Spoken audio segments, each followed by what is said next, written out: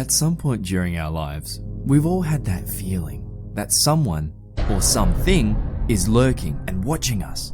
There have been more times than we'd like to admit where we decided not to walk alone in a dark alley and turned back, glancing over our shoulders.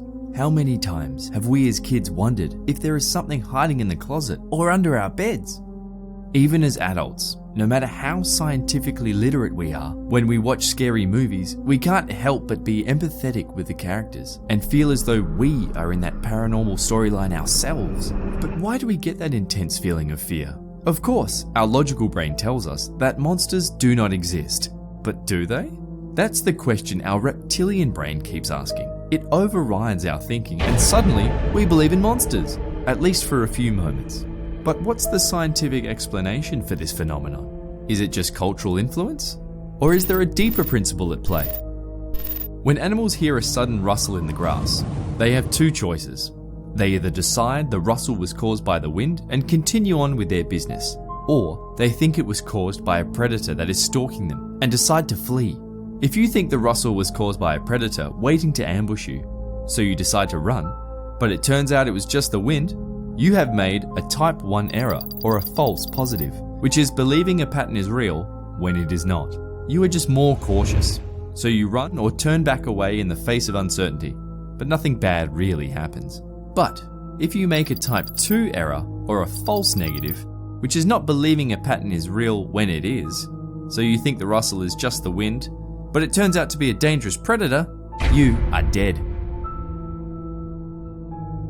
Our mind tends to invoke these primeval instincts when we feel threatened in a situation, especially when we have incomplete information. For example, when we hear a crackling noise, we are more likely to believe that a sort of monster is in our house, at night rather than day.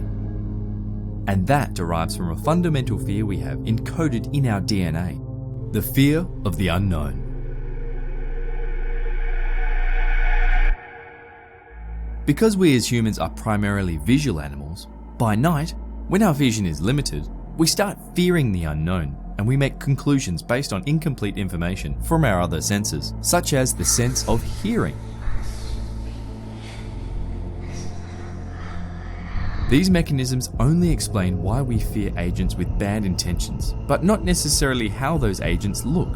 So, why does our fantasy come up with the scariest looking monsters imaginable when we face those kind of situations? Well, if you think about it, almost all fictional monsters share something in common. They have large claws with big, scary teeth. And in reality, that's exactly what real predators that preyed on humans during our evolution have in common. Cats, for example, were and still are the main predators of humans. However, a wide variety of species have also been known to adopt humans as usual prey, including crocodilians, bears, Komodo dragons, hyenas, etc. So with such a variety of man-eaters, it's very difficult and even unnecessary to evolve the mechanisms to be afraid of the specific faces of each of our chief predators. The rule of thumb is rather large claws and big teeth. But most, if not all predators of humans were quadrupedal, which are four-footed animals using all 4 feet for walking and running. So why is the usual big scary monster that haunted our childhood a big bipedal being? While cats and crocodilians are our main predators, they are by no means the most dangerous animals to humans.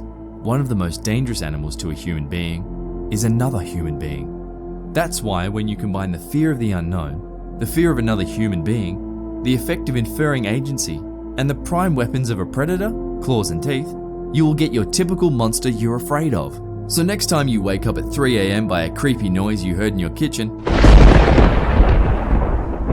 know that the monster you're imagining is only in your head. Or is it?